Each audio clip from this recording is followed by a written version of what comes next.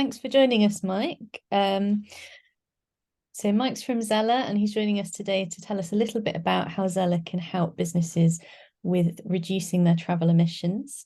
So my first question for you really is, what's the first step to having a more sustainable travel in a business? Okay, well, the first thing with anything, whether it be travel or building emissions or anything like that, is actually to know, well, how much emissions are we creating? So it's like everything in life. If you don't really measure it, then it's hard to manage it and target things for savings. So that's the first thing that I would suggest anyone who comes onto a platform like Zellar does in their first instance. Fantastic. So how can businesses use the Zellar platform to help measure their travel emissions?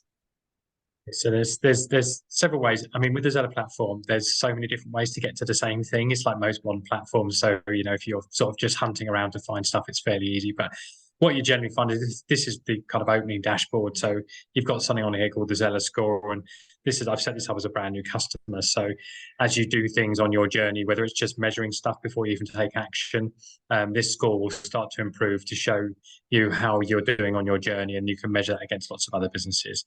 But also clearly you want to see the raw emissions. So the first thing, as I just said, is you want to see what the emissions are. So I've gone into this plan area because everything's about a plan. You need to create a plan, and everything in business you need a plan.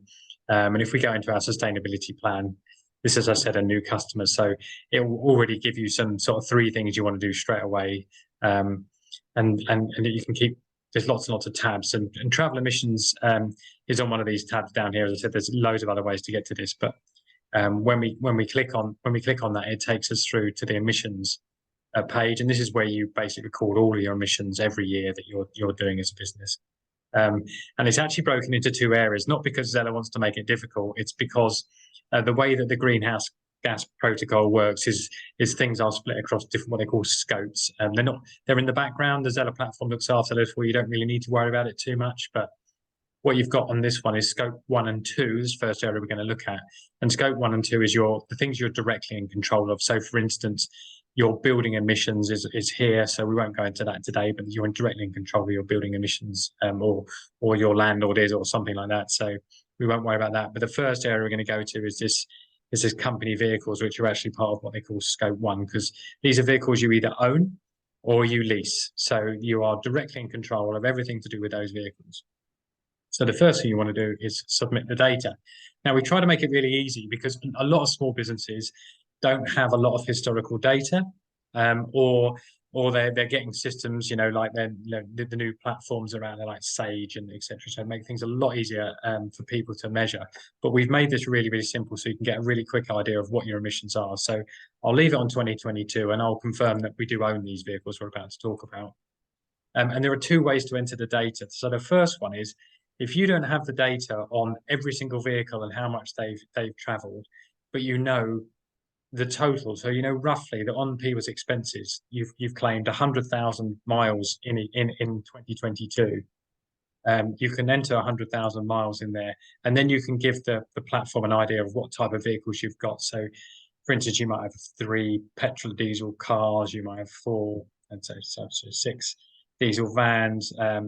And let's say we've got 1 electric vehicle and 1 plug-in. We don't have any HGVs.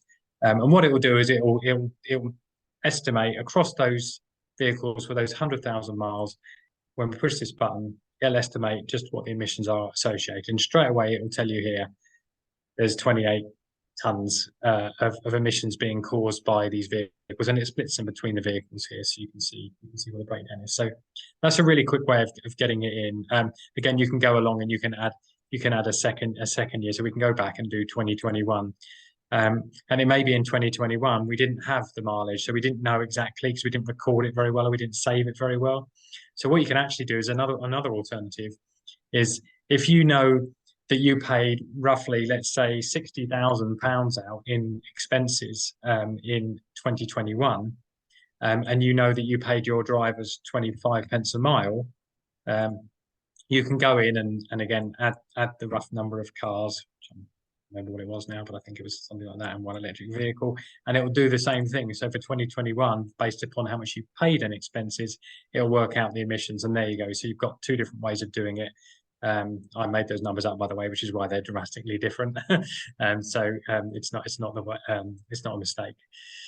So yeah, so those are two ways you can get the data in for that bit quite quickly. And what we can do is if we go back into that sustainability plan, and we go back into the vehicles, which now I'm now lost, but we can go into a different.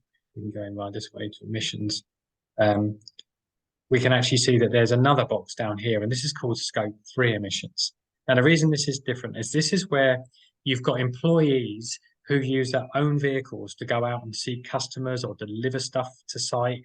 So you don't own those vehicles. You're not directly in control of what type of vehicles they are, but they're still being used on company business.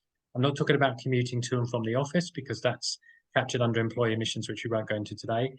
But external emissions are those things, and also things like trains and taxis and flights and things like that. So you go in to this one in the same way, and we can enter the data, and it's similar. You've got two options: mileage and expenses. So if you don't know how many miles you've done or your people have done, you can do it on how much expenses you've paid them. But if we do the mileage one, let's just say 60,000 miles have been done by our staff in their own vehicles. We know that 20% of them have got electric vehicles. We know that we don't use taxis because that's not part of our travel plan, but we definitely know that people use tubes and trains. And let's say that's 1,000 miles. But we also know that we've done a few flights. We've done a couple of short haul flights, and we've done a couple of long haul flights for business. And again, it roughly works out what those are. Because based upon an average amount of miles, it will work it out using the government guidelines. All the figures behind this are government guideline figures, aren't figures that Zellar have made up. So again, it breaks that down into these different areas. So you've got the recording of employee vehicles, flights, taxis, trains, and tubes. When you go back to that main dashboard, you'll see the Zellar score's gone up because it went from 0 to 60 because you've actually put some data in there to give us an idea of what you're targeting. And if you look at your emissions, again, you can see your 2022 versus 2021 emissions and whether you're making a difference. And this will go on as the years progress, clearly, as you put data in. And it breaks those down into the different areas of emissions as well. So very long answer to your question, but that's how you get the data in there. And the good thing is, if you made a mistake, you can go back in, you can edit it, you can ask for our help. So there's lots of ways to get it in there. It looks like a fantastic tool and really flexible, so it can customize to the scale of your business and what data you've got available, which, I think a lot of people, and it looks really quick and simple to use. So. Exactly, yeah. I think that was the thing when we were designing it. There are lots of things out there. You have to know every single vehicle, every single mile it's traveled, and they become so complicated that people don't do them. So what we've done is we've kind of tried to make it as simple and easy as possible for people to get the data in there quickly. And yes, over the years, as you get more mature, there'll be other options in the platform to fill it in absolute detail. But at the moment, I think small businesses just want to know roughly what's my impact and what can I do about it. Absolutely, a great starting point for their journey. So what kind of support can the platform give to help businesses to sort of plan to reduce their emissions? Okay, so again, like I said earlier, I mean, as a business, you've got a plan, you've got a business plan of how you're going to develop, grow, buy stuff. So one of the things in the plan is you can go in and we can add actions to the plan. And there's lots of different little boxes here, but if we go into the sustainability 360, it comes up with lots of different things, but one of them is travel. So what it's straight away telling you here is at the moment we've got 4 different ways in which we think you can save costs and also emissions by using different ways.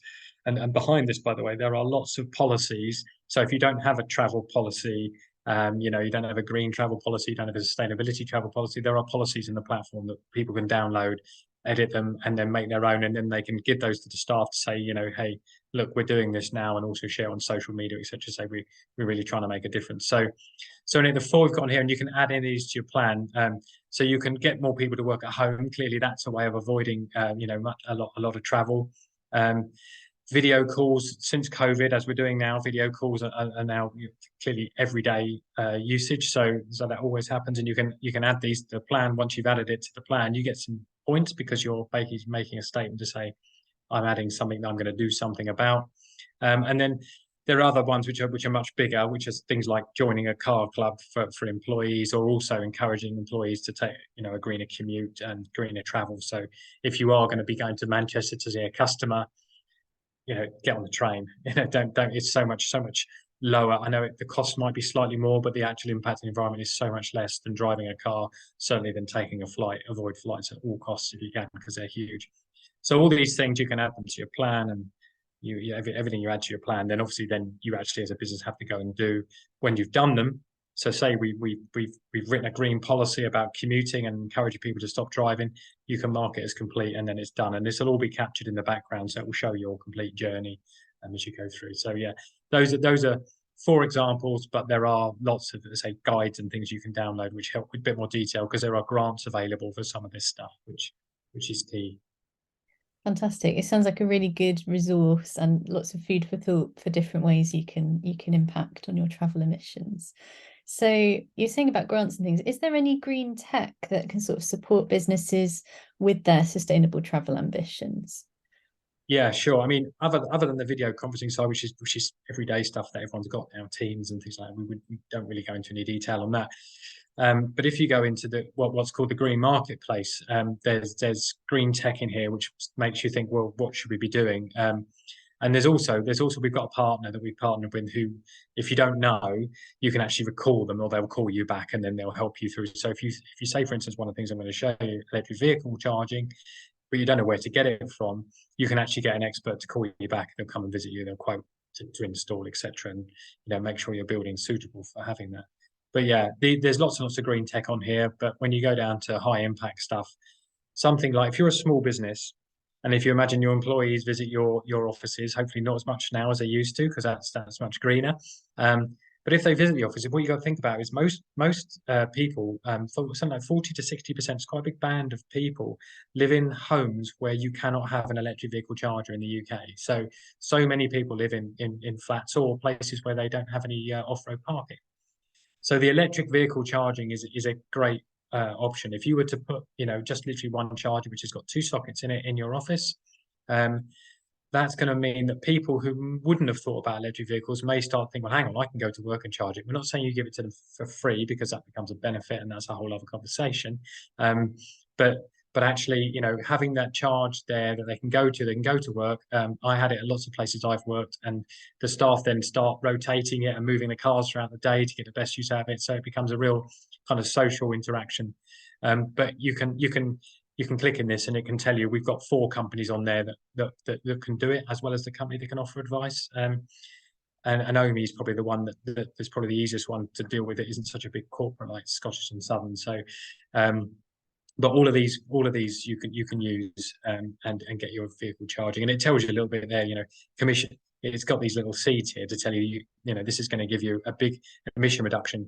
It's not really going to save you any energy, because in your building your energy consumption will go up slightly by the use of this, but overall your emissions will be hugely reduced. And if I go backwards, obviously, the other thing to think about is your own fleet and electrifying the vehicles. Now that's a big step. It's a big cost. There's lots of tax incentives to do it, but you've got to do it when it's right for you. Now, clearly, there's a big cost saving from doing it, because it's a lot cheaper to run an electric vehicle than it is to run a diesel vehicle or a petrol vehicle, but the capital outlay is a lot higher. So there's options there. Again, there are companies in there. Onto is the one that we've used the most, because they're very flexible. You can lease a vehicle for a month if you want, rather than a year. So there's lots of different options there. One thing I will say on electric vehicles, just a note for everybody, this is something I've been trying to get out there quite a lot, is that if you buy an electric vehicle, when it's driving around the streets, it's not combusting any fossil fuels, so it's not creating any pollution or emissions, and that's brilliant. What you got to remember, though, if you don't have a green supply to your building, a renewable supply that is a really true renewable supply, you're charging the vehicle with fuel, in effect, that's being generated by gas and coal and all those things. So you're still actually creating some emissions somewhere. So it's good to always think about the two hand in hand, so that you don't think I'm being really green and then someone tells you later, well, you're not as green as you think, and then you end up sort of a bit red faced because it was something you didn't really think of. So yeah, again, lots of things you can do. There is a cost attached to them, but again, you can add them to your plan in the Zellar platform and do this over the time period that your commercial approach for your business allows you to do. That's a great overview. Thank you very much. And I know green energy switching is another thing that Zeller can support businesses with as It, well. So yeah, it's in the platform as well. Yeah, yeah. I mean, there's more manual at the moment. It will be automatic in the future, but it's definitely something at zero cost commission is the important thing, because we're not a broker, so we're not out to make money out of commission. That's not what we do. But yeah, excellent. Well, thank you very much for joining us. Thank you for your time. And we'll share some information with everyone about how they can sign up and get their year's free access to Zeller. Thanks very much. brilliant. No problem at all.